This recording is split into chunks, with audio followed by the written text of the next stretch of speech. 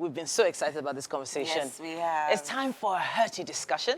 We have with us Princess, or is it Queen now? Yes. Aderonke Ademiluyi-Ogunwusi. Yes, sir.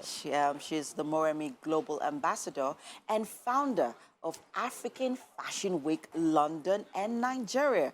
And of course, she's also the author of the book Unspoken Yoruba Woman Kings. You are welcome to the show. Welcome. Thank you. Good morning. Good morning. First of all, you look glorious. Yes, Thank you. You're She glowing does. as usual. Thank you. And yeah, so the elephant in the room is the last time you were here.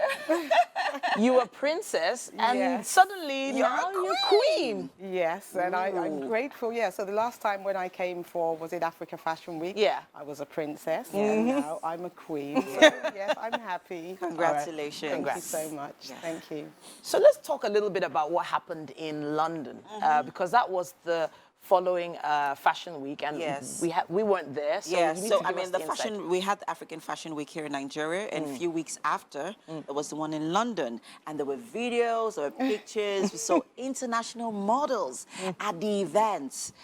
Tell us more about it.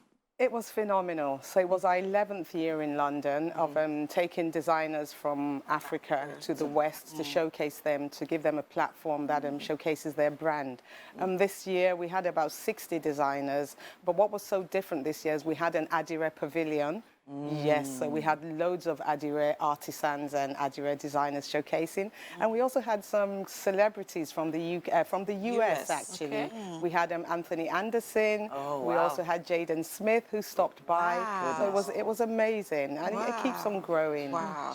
I saw the one of Anthony Anderson. I was like, that blew my mind. I'm like, oh, wow. Yeah. I mean, that's just given the event even more credibility. It has, all over yes, the it world. has, and it just shows that our designers, African designers, are amazing with their creativity. You know, the vibrancy, the colors, the culture. Because when they go on stage, they don't just showcase fashion. They showcase their culture, their heritage. So they tell their stories on the runway. Yeah, yeah.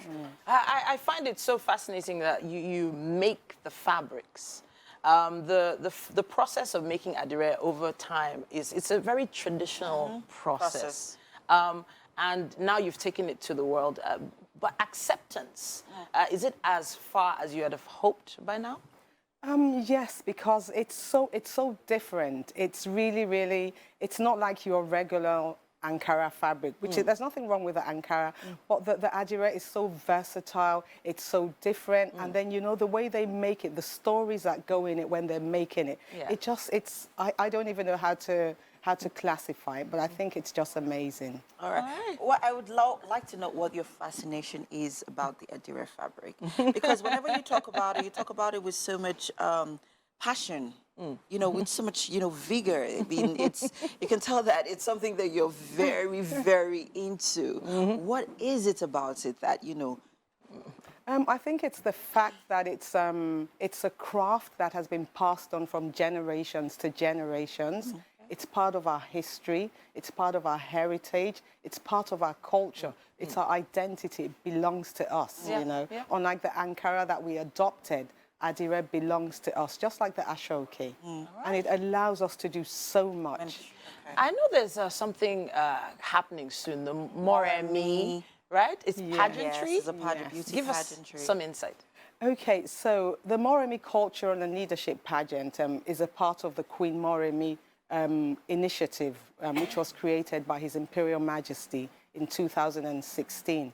And what the initiative does, it supports the rights of the girl child in Nigeria. It also supports and advocates for female leadership. Ooh, okay. Wow. What is the criteria for, you know, choosing who becomes the queen? Okay, so it's a long process. Immediately after the AD, the Moremi Festival, because we have a Moremi Festival in Ile-Ife.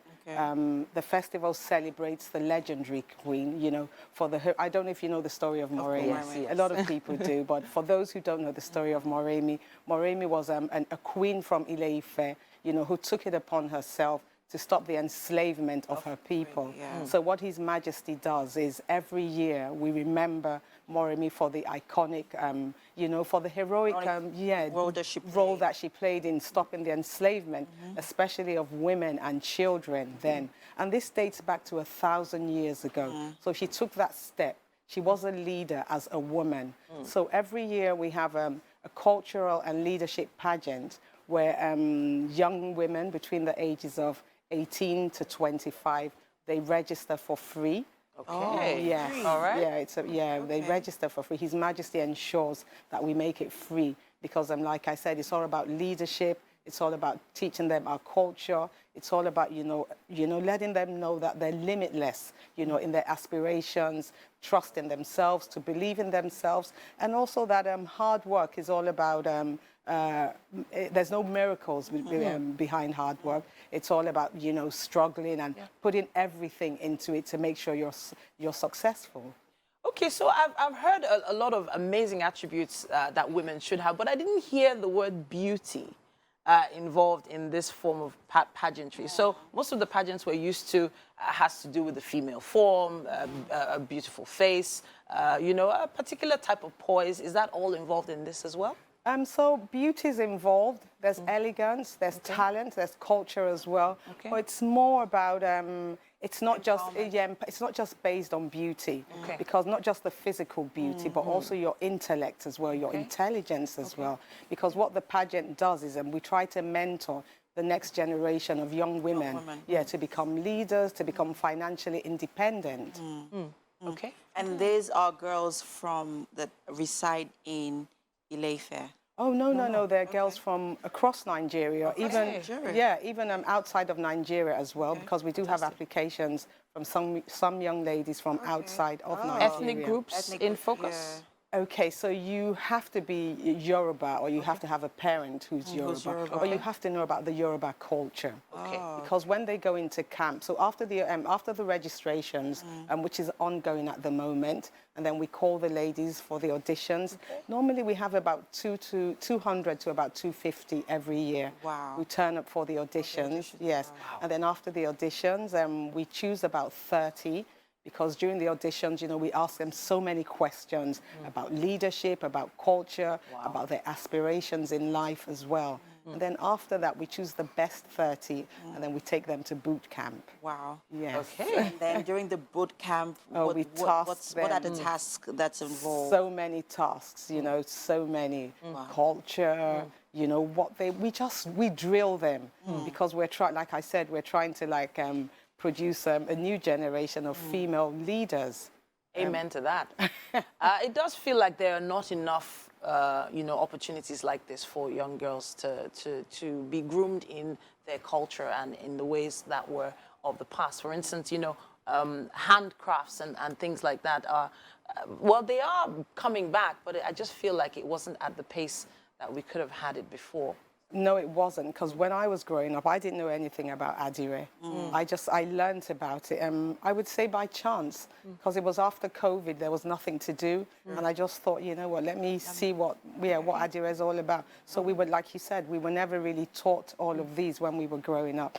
But now I think the new generation, the younger generation, is accepting it more.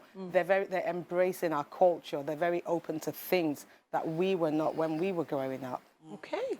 Fantastic. I'm looking forward to the Moremi pageantry and who emerges winner. Thank you. Right? So then once there's a winner, what's next? What does she go on to do? Okay, so once there's a winner, she's gifted with a car, and she also gets an entrepreneurship grant of 1 million naira, courtesy of our chairman, His Imperial Majesty, and then also our matron as well, Chief Mrs. Olufunsho Amosun. And then after that, she becomes like a young cultural ambassador. Sorry, could you say that amount of money again? Could you say it again? 1 million naira. Okay, first off, as a starter, you know, it's a great way, it's a launch pad for a lot of us young people, exactly. It is. And at this point, we need to take you to the kitchen, but it would be great to see some more of what you've been working on over the past few months. All right, so look at those amazing fabrics. All of them adire. Yes, all of them. Amazing colors, very colorful. And I feel like the fabric is extremely versatile as well. It is versatile. Yes, it is. Very versatile. You can do so much with. Every time I come here, you feed me. Yes, it's time for us to feed you one more time.